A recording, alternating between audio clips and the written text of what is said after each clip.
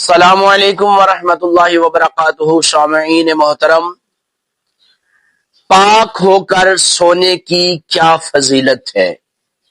آئیے پیارے آقا صلی اللہ علیہ وآلہ وسلم کی حدیث پاک سے سنتے ہیں۔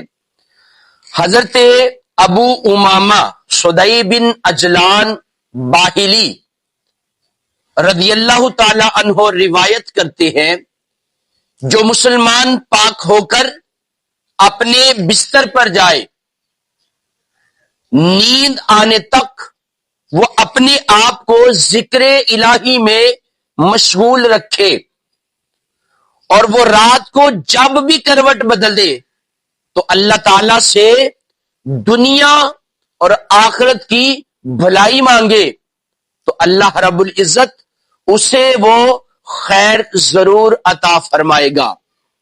اس فضیلت کو پانے کے لیے رات کو 2 طرح کی طہارت حاصل کر کے سونا چاہیے۔ پہلی، ظاہر کی نجاست، جو وضو، جو غسل یا تیمم سے کی جا سکتی ہے، اور دوسری اپنے اندر کی، نفس کی، روح کی جو صفائی ہے وہ کر کے سو، اور وہ کس طرح سے ہے کہ ذکر الہی کرو، توبہ استغفار کرو، اور اپنا محاسبہ کر کے سو کہ تو نے آج سارے دن میں اللہ رسول کو راضی کرنے والے کام کون سے کیے ہیں۔